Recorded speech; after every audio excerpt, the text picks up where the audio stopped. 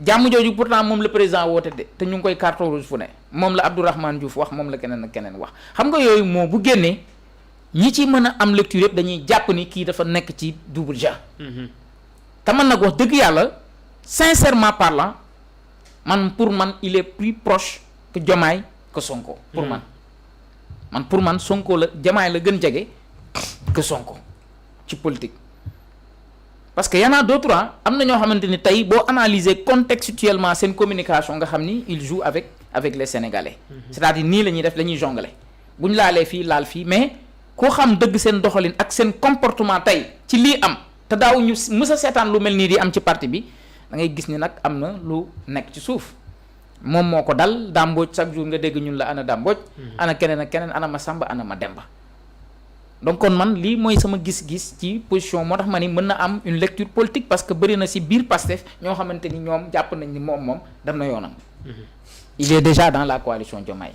te loolu nag dara du ko dara mënu ko démonter tant que gisuñu le contraire ça c'est un point de vue politique te li may wax nii am na ñu ko xam ci biir Pastef. gars yi nag bu ñu demee ba xam ne nag la ñuy wax ak la ngay wax bokkatul nag dinañ jéem a xool issue bu ne parce que bu nee nañu wàññi mandat am jëlee ko ci 5 ans indi ko ci benn at. loolu ça s'explique am na lu ko waral te nee naa la ki ko wax seen biir la bokk lu tax mu bokk seen biir ba pare wax loolu kon am na luy xew léegi nag nañu xaar li ci kanam raw li bët. c'est-à-dire bon moi j'ai une autre compréhension. parce que aussi c'est vrai que dans cette situation. am na sax ñu toogoon ne daa am ministre yu war a génn wax ba Amadou Ba génnoon na wax comprendre nga. oui. Y a une situation de crise qui s'est installée et je crois que El Malick Serigne dernier discours am phrase bi ma gën a retenir mooy ku fàtte li nga fal di nga follee ko. dans ce contexte. te yaakaar naa loolu wolof la ba man mi dama jàpp ne loolu mu doon wax sax Diomaye la ko féetale. du dëgg. beneen bi cooli bi muy commencé meeting le 8 kan moo toog ci wetu Ousmane Sonko. moom El Malick laa gis mu présider mbir mi ak Ousmane Sonko et tey position bi El Malick nekk position bu war a defar la war a nekk. man loolu laa jàpp Serigne. dafa am tu as parfaitement raison il a un grand rôle à jouer. je ne parle pas de l'institution qu'il incarne mais ñoom fi ñu tolloon El Malick moo doon génn naan amuñu plan A amuñu Z amuñu B Sonko la ñu am du dëgg. c'est ce même El Malick qui est sorti moom laa njëkk a dégg ci gémmiñam mu wax Sonko mooy Diomaye mooy Sonko du dëgg. maintenant nag est-ce que certains doivent s'attendre à qu'il ait une position tranchée parce que mbir am na fu muy toll ki war a defar am. Serigne j'ai rencontré ci bi ma demee Maroc koo xam ni jege naa la Sonko la mooy ñi gën a radical ñi gën a loyal ci Sonko. mais dañ na ko interview mu ne moom mënul bu defee interview parce que fi mu toll li mu denc yëpp su ko waxee day yokk coow pourtant dem na seeti na président toog na ak moom bu demee président wax na ko quatre vérités am comprendre nga. maintenant nag fii ñu toll il faut nga am ñoo xam ne pousse la ñu war a ne pour ñaw. mais ci moment bii il faut pas que tout le monde soit dans une position radicale El Malick nan lay demee coalition Diomaye El Malick Sonko woote mu ñëw toog ci wetam. mais loolu du dara soxna. El Malick génn ne ku fàttali la fal. loolu du dara de waaw non. mais loolu du dara de. en politique léegi loolu du def. waaw man Serigne waxewu ma foofu. c'est-à-dire xam nga yow yaa toog. waaw nga wax sa analyse. sa opinion la. waaw mais c'est un débat interactif Cheikh Omar. waaw léegi waaw mais comme c'est un débat. waaw mais c'est un débat interactif loolu du dara ci politique. nit bokk naa nit di añandoog moom di reerandoog moom xëy woo. Serigne loolu du dara. Serigne. waaw je sais bien que c'est un débat interactif. waaw mais nañ kii rek nañ waxtaan rek. d'ailleurs li ñuy waxtaanee nii sax bi may ñibbisi. maa ngi nuyu ñibbisi fan. maa ngi nuyu Mouhamed bi may jógee Maroc daf ma fekk ci biir avion. saafonte ak man. ne ma yaa Serigne li ngeen di defee daf maa neex xam nga gars mais débat la rek waxtaan la rek. mais loolu dafa neex. waaw mais man dama lay jot kii rek. waaw mais mënoo ma kii parce que xamagoo lu may kii. non déedéet parce que da ngaa wax lu ma soxal. mais bàyyi ma kii ma ne la Cheikh Omar loolu xoolal ce n'est rien en politique. mais ci Diomaye lañ jógee waxtaan ak célibataire daa metti quoi. non déet Diomaye nee nga Sonko defal na ko lu ne. mais Serigne. ci yaa ko retracé léegi mais defal ndànk yow. kon kay bul ko jombale keneen. ci parti bi Serigne. waaw man waxuma la parti. àdduna am na fooy toll sax. waaw 2025 bi ku mu yeewul. sa loxo càmmoñ sax bu ko wóolu. waaw asal bendom. je ne sais pas sëñ xaw ma kéemaan. duma dem ci ay affirmation directe. je ne le ferai pas. mën nga wax sa opinion. et je suis tout à fait d'accord nga am sa opinion n'est-ce pas. mais je ne suis pas obligé moi Cheikh Omar de m'accorder sur votre opinion. vous avez une. non du accordé wu ci sama kii c'est-à-dire débat Cheikh Omar il faut nga comprendre tamit ni le débat est interactif. oui mais le débat interactif. dañuy kiiwalante rek jokkalante rek du jokkalante. xam nga dafa am. mais jokkalante la jokkalante mooy nga wax. jox ma wax non déedéet daa am waxtaan ak werante. non werante nag du werante. non waxtaan mooy dangaa wax sa xalaat bàyyi ma wax sama xalaat soo àndul sama xalaat après nga jël mais man su ma commencé wax sama xalaat nga doga ma je perds mon fil. non expert bu toll ni yow. dama ne du ay man débat rek laay def mooy suma passe-temps favori. dama ne mën nga jàpp ni loolu parce que am nga noo gisee ba waxee noonu man am naa aussi argument bu may permettre ni man gisee ma foofu. man foofu laa wax. dama ne El Malick tey war na am rôle bu mu joué bu am solo. parce que digganteem ak Sonko ak bu ñuy wax dañ naa la moom la ñuy woo seede du dëgg. du dëgg kon ki war a defar am na nu mu war a taxawee. mais pour man am na yenn position yoo xam ni souvent les gens nag dañ lay wax waaw militants yi nee da ngaa war a génn boo génnee nga wax lii mais am na loo xamante ni tu t'attends à ce que ñoom ñu jouer le rôle de médiateur. waaw quelqu'un qui doit faire de la médiation ne doit pas prendre une position. waaw léegi doo may ma rebondir ci loolu ma daaneel parce que yaa dagatee sama xalaat. bàyyi ma bul ma bërëj bërëjee bàyyi ma wax. danga may ñaan ma lay jox. ñaan naa la may ma mais bàyyi ma wax ba pare yow tam Serigne. mais Serigne man xam nga la mooy sama souci. man dama la ñaan. léegi mayu ma la. mayu ma la. ah kon baax na mayu ma la léegi. soo ma pourtant bonoo woon. waa léegi mayu ma la. ah d'accord waaw bàyyi ma li ma wax sama xalaat yow nee nga dangaa jàpp ni El Malick coalition Diomaye la bokk. loolu nga jàpp. non waxuma la loolu de. nga am ay firnde yoo ci teg. ma ne la man gëwuma loolu parce que tout simplement. gis naa ko meeting Ousmane Sonko lu. fa la mbir mi tàmbalee du dëgg. El Malick ñëw nekk ci wetu Sonko. mbir mi tàmbalee waaw mais waxuma ma ne. waaw xam nga waxuma affaire fi mu tàmbale dama ne à partir meeting le 8 bi. waaw la ñu commencé gis yenn faits yi. waaw. voilà c'est vrai ou c'est pas vrai. waaw meeting le 8 El Malick était à côté de Sonko. mais loolu du dara ci politique. Cheikh Omar Macky Sall ci côté Abdoulaye Wade la daan ne. tout le temps waa léegi jëlal wax ji. waaw jëlal wax ji Serigne. non j'ai remarqué que yow. non personne. yow doo accepté ku ne la ànduma ak yow sa xalaat. déedéet doo yaa ko def Cheikh Omar. déedéet yow seen waxee loo xam ne. non ak sa xalaat. non loo eggale. non tu le fais à tout le monde ma ko qualifié. xam nga yow woon naa la fi. kaa yéen waan ma.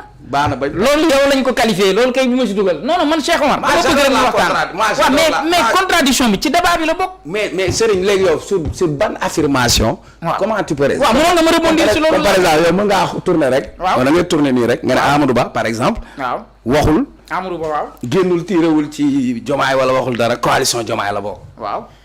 kon yow mën ngaa xëy. non da nga maa laaj. waaw yow kon mën nga xëy nii rek nga ne diw si la bokk yéen déjà. non il faut ngeen wax loolu yaa ngi jaxase nag.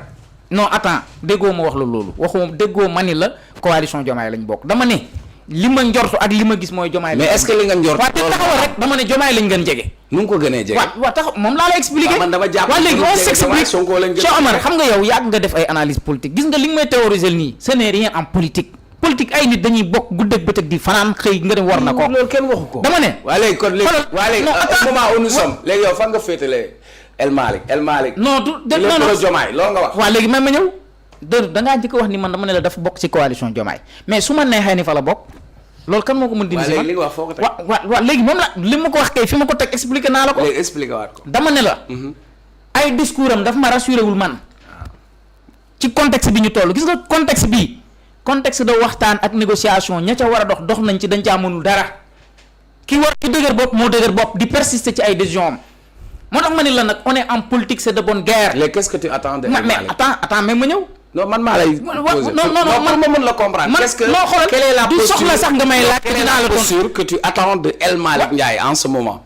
waa dama ne du démb barki démboo jaay nee nga dani ku fàtte la fal. dañ laa ku fàtte la fal xaw ma la nag lan la folli. da lay bett du loolu nga wax. ça c'est une position pourtant c'est une position. yaa ne njortu nga ni Diomaye lay waxal c'est pas une position ba pare nga ni warul jël position ça c'est une position mais dama ne la des fois leur position manque de courage ça je le dis haut et fort maa ko wax te mën naa même du El Malick kese parce que balaa ñuy jàpp ni cible la man les discours de Fadilou Keïta ne me rassurent pas les discours de Amadou Ba mandataire de Diomaye ne me rassurent pas parce que man dama yàgg am benn constance yu man ak cër boo mën a yor responsabilité boo mën a occuper député ministre maire président assemblée nationale ñuy agresser le parti de manière persistante et que tu restes muet devant ces kii-là ma jàpp ni yow tu es complice ci mbir yi. Très bien. fii pour man chacun doit prendre ses responsabilités parce que le parti PASTEF a besoin de sentinelles pour défendre les couleurs de PASTEF mais depuis quel temps ñu ngi agresser ak di violer les règlements du parti ki koy def kan la. mais xam nañ ko mais chacun kuy génn ci Mimi Touré ngay tirer bàyyi le principal responsable bu ñuy wax nga da nga nekk ci stratégie da ngay nekk kii lii nangam non nangam il faut ñu def nii say station ñi bëri station yi ñu toog alburax moo tax ñemewuñu wax ñu ci bëri nag laa la wax station yi lan la du intelligence du stratégie du dara stratégie boo xam da ngay banque say loxo ki lay dóor di la dóor chaque fois tu restes les bras croisés pourtant bi fi Cheikh Bara Ndiaye jógee bari na ñoo xamante ne ànduñu woon ak moom te tey ñu ngi koy jox si dëgg mi mujjee wax démb xam nga barki démb li mu wax yépp dëgg la oui man li ma ci mën a interpréter ci politique la ko teg Cheikh Bara dama gëm ni Sénégal ku fiy def politique daa ko politique man maa wax loolu ku fi politique gis nga politique c'est des moments et c'est des contextes mënoo nekk si contexte nga ni ci parti bi laa bokk wala li ma yor responsabilité bu dul woon parti bi du ma ko am nga gis ku yi ñuy door parti bi nga noppi mais da ngay gën défendre ko loolu mooy kóllëre ak reconnaissance da ngay delloowaat mérite bi parti bi mënoo rester les bras croisés ci moment boo xam parti bi mi ngi souffrir te ki koy souffrir seen frère de parti la lu ngeen ci ragal moom lim leen jox décret la leen fale mais moom décret bi mu tëyee di fal ni da ko jox kon nañ delluwaat si loolu que chacun assume véritablement ses positions man loolu laa gëm te nag du yàgg dara ku ne da nga assumer sa position wala da nga xam nooy def parce que le piège est déjà creusé.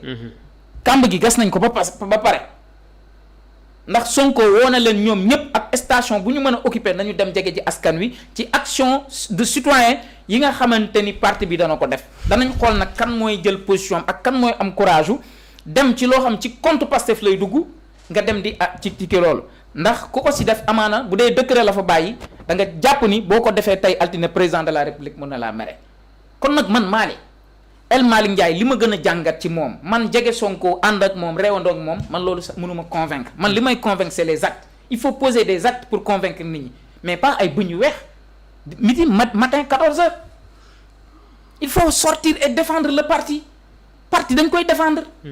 parti dañ koy sàmm bu ngeen ko deful parti bi danañ agresser parti bi danañ ko violer danañ tas parti bi danañ ko néewal doole Sonko rek ngay dégg mooy wax à chaque fois Sonko ngay dégg moom mooy wax. moom mooy gën moom mooy wax et les autres ñi nga xamante ni fu Sonko ku mës a génn sax ne Sonko ni nga sëqatee baaxul ñu dal sa kaw ana ñu tey dàmbooj bu génnee di layami naan ku fi bëgg a xàjjale Sonko ak Diomaye nangam ak nangam kan moo bëgg a xàjjale Sonko ak Diomaye te ngeen xam ki causé lii lépp kan la il faut lui pointer le doigt prenez vos responsabilités vous l'avez fait avec Macky Sall et vous l'avez réussi pourquoi aujourd'hui vous restez les bras croisés pendant que votre parti est en train d'être agressé par un seul homme que vous connaissez bien c'est ça man loolu laa wax. très bien. oui Cheikh. xam nga dégloonte dafa neex. parce que si déglu ci ngay comprendre nit ki fi muy waxee. je crois que je t'ai écouté et je comprends li nga wax ak fi ngay waxee du dëgg. am na ñoo xam ne dañu nekk si position ngarale am na ñoo xam ne am nañ privilège wala am nañ intérêt mais xam nga am na ñoo xam ne lijjantiwuñ loolu. xam nga quelqu'un comme Waly Diouf Bodiang man lu tax mu bëgg ko voilà moom benn busol la am mooy Ousmane Sonko du dëgg beneen bi Serigne assemblée nationale président assemblée nationale kan moo koy fal député assemblée yi ñooy fal le président oui kan moo tabb député assemblée yi du Ousmane Sonko ok kon Sonko xanaa mënut a juum 2 fois nag. Sonko mënul tànn Diomaye tànn El Malick ñooñu di ko woon ginnaaw dans cette situation de crise yaa ngi dégg Serigne. daloon na fi Ablaye Wade ak waa PDS. xam nga lan moo leen daloon xam nga Idi daa créé woon benn mouvement M6 Idi loolu njëkk a créé loolu moo nekk parti mouvement de soutien à Idrissa Seck.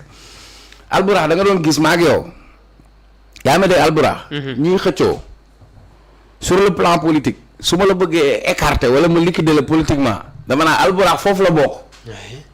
je sais pas si vous m'avez saisi et dafa am fu ñu toll foo xam ni moi je le dis et le répète il y a une crise qui est là elle est fondamentale elle existe il y a des gens qui entretiennent la crise tu as parfaitement raison le seul et unique responsable aujourd'hui c'est Diomaye parce qu'il pouvait mettre fin à la récréation du dëgg mais am na ñoo xam ne mën nañu yore position radicale xeex du problème lu leen war la mais am na ñoo xam ne waruñu doon lay set puso lañ war a doon pour ñaw coole lu muy bëri y a pas une personne mieux habilitée que El Malick pour ñaw loolu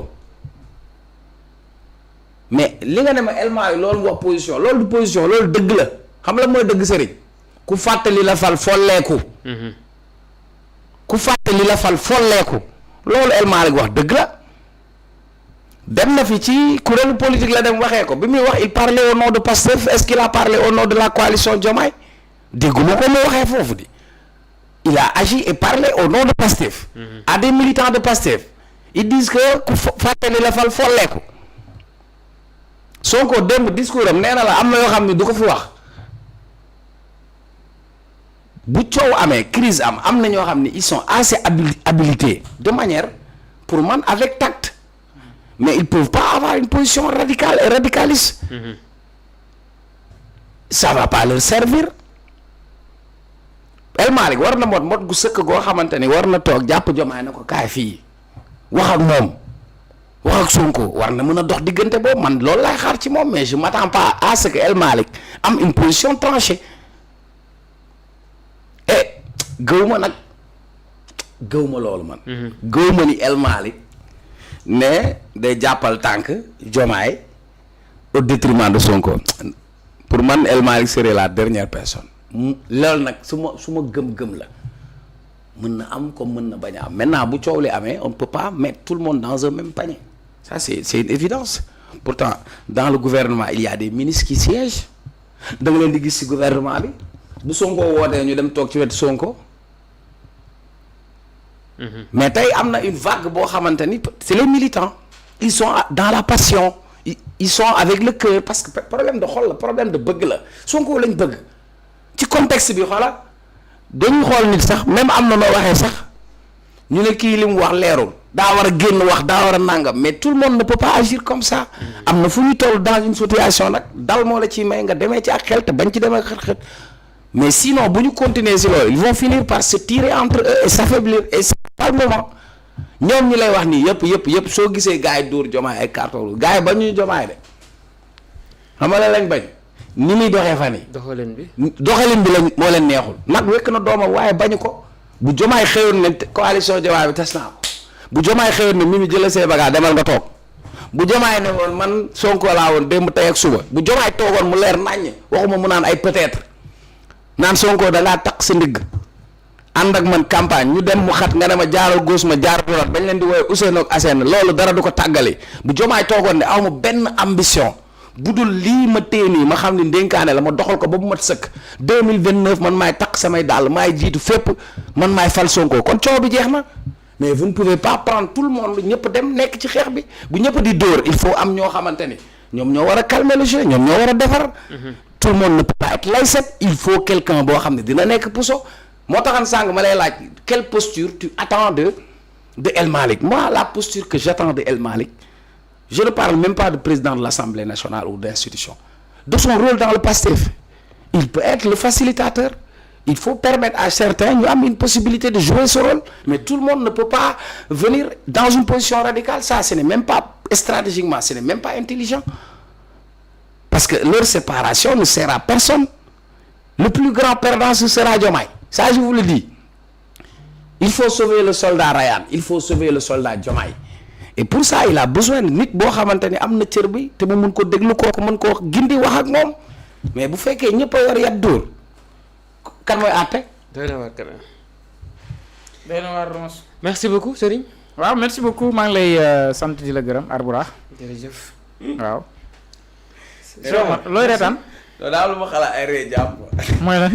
bu yàlla warul dàq